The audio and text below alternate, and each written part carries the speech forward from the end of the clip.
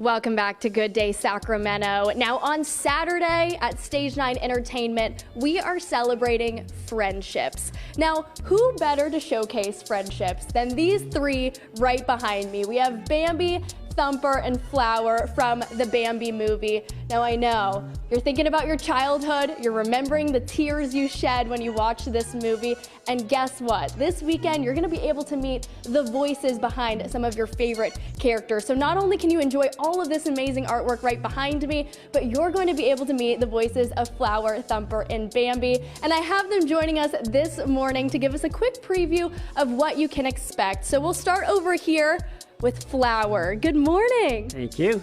So you are looking so dapper this morning, but it has been quite a bit of time since you were the voice of Flower. Tell us about that experience.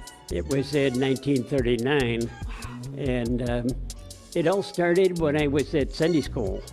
And my Sunday school teacher asked me if I wanted to be in a movie, and my response, as being a pretty shy year-old, just 6, was no.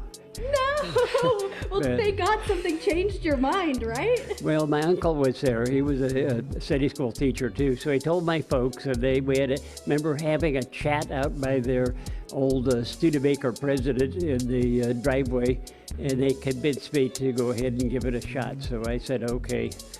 And then the next thing I recall was going over to Disney Studios, which were in the Los Feliz area at that time before they moved to Burbank. And going to the front desk where they announced who I was and why we were there. And they had no idea who I was, who the Sunday school teacher was, or who my parents were. But the conversation went on, well, there is still one part open. We're auditioning for it. So then I recall going onto a stage, having somebody read some lines to me. And then there was a sound booth up on the upper left where the voice came back. And of course, I didn't think it was my voice at all. It didn't sound like At 6 years old, you were a working professional. And actually, at the time that you were the voice of Flower, you were actually the older of this group, because we have Bambi right here in the middle as well. Good morning. Introduce yourself to the folks at home. Good morning. Donnie Dunnigan, Bambi, and lucky man to do it. The lucky man to do it. And okay, you brought here with us a little visual of the impact of Bambi. So show us what you've got with you. In all of our modern times, in all of the violence we see, and sometimes smiles we see, 82 years after Bambi was released, okay? 82 years later, children all over the country are drawing pictures of Bambi, writing me letters about it, 47 letters a year average from all over, including Europe and some Canada. And I mean these kinds of letters, 47 a year. If that's not a witness of Walt Disney's love of Bambi and the love to give you today of Bambi with Peter Bain is, guess what? You can't say something nice, don't say nothing, buddy, kind of thing, huh? Or this guy here, what? Flower?